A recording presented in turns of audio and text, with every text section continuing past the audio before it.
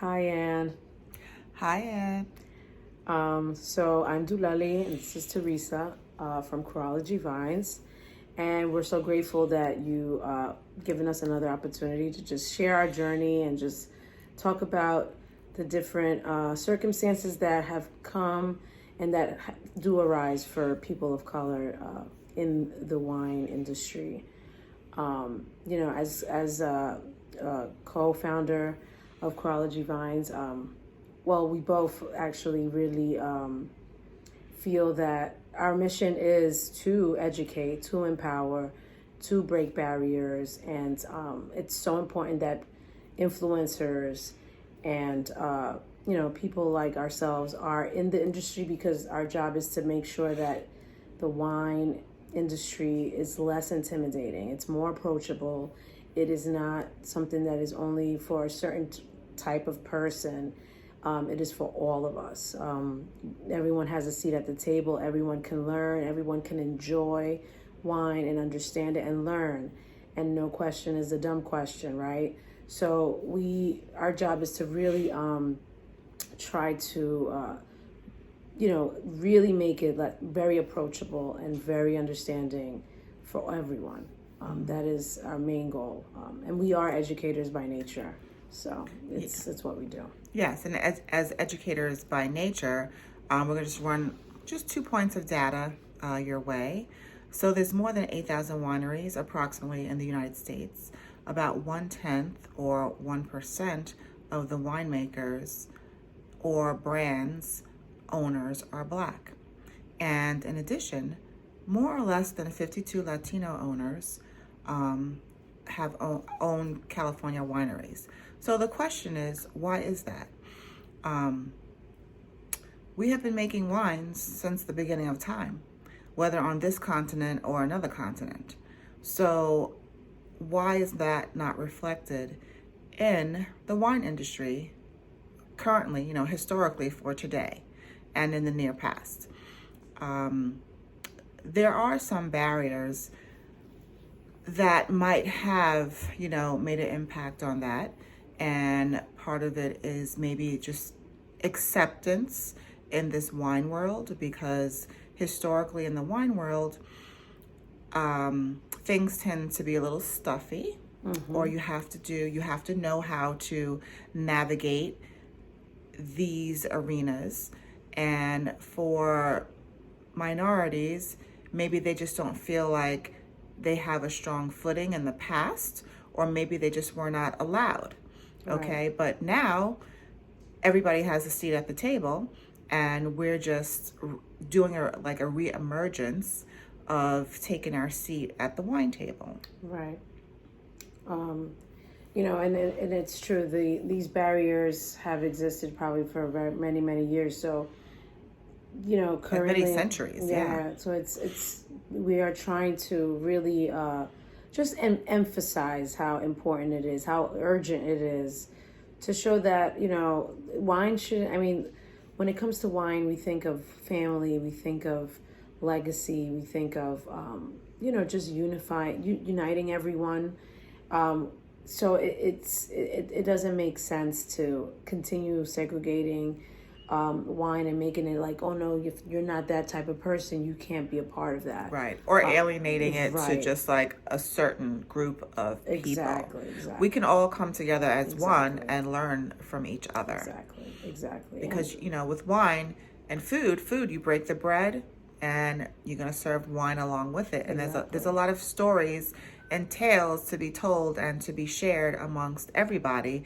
And if you really go deep in that, you realize that there's more similarities than differences. And if we think of it as a consumer standpoint, a lot of certain wines are underrated. I notice a lot of the Latino wines are underrated, but some of them, a lot of them, I would say almost all of them are phenomenal.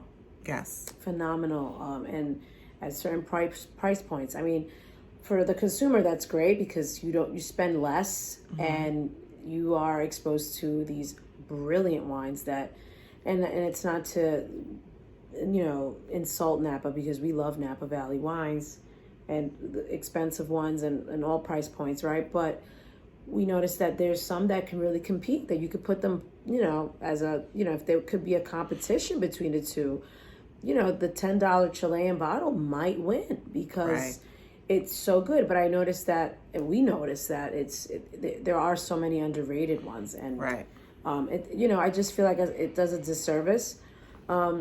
I mean, for, like, again, the consumer is happy, right? We are happy as consumers because we're like, yes, I can get a $15 bottle of wine that tastes like it's $90. Right. But, you have to wonder why that is. And why is it that certain Napa wines that aren't as good tasting, they're slightly overpriced? Not all, because there's a Right. few good ones also that are at a decent price point. Right. And then there's elite ones that are at the right price. But we just noticed that as consumers. So, these are like little taboos that we want to kind of really open up the floor to, and kind of like educate our clientele or our followers, so that they can see that, this is something that doesn't have to be. We could all have a fancy bottle of wine. We could all have a $500 bottle of Chilean wine, right? That could be done. So it's just these things that we notice as consumers as well. Right. And I also think that in the wine industry, we need to have African Americans and people of color throughout all different aspects of the business. Yes. Not only as winemakers, but they need to be pushing the wines as well. Yes. They need to be representative of the wines as well, because as a consumer, you only see what's on your shelves. Right. When you go to certain locations or certain zip codes, you see particular wines, but you should be able to see the same wines all over. Okay, so for example, tonight we're drinking a delicious champagne by Marvina Robinson, who is the brand CEO and owner of B. Stuyvesant. This is a rosé, sparkling rosé. It's absolutely delicious.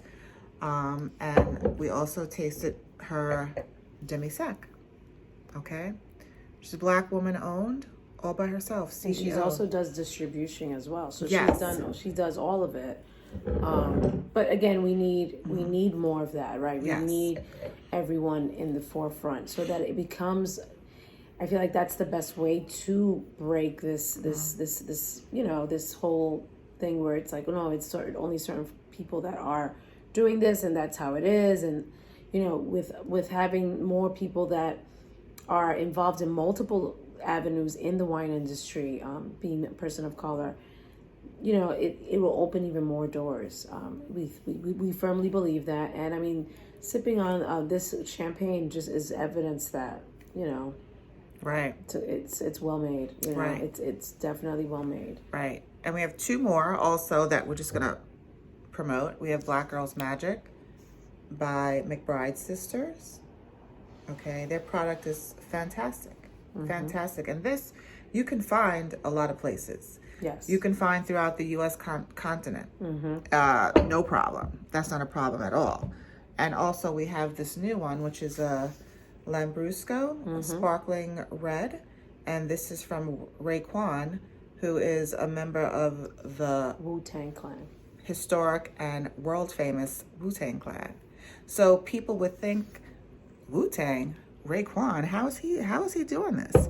But he's doing it. Right. And those are the things that we have to like push away, that you just can't stereotypically, place somebody in a box and say, oh, well, you do this, so you can't do that. Right. And that's absolutely wrong. Okay. So, and that's what we're here for. We're here to disturb the stereotypes. We are here to enlighten and awaken everyone from that deep sleep.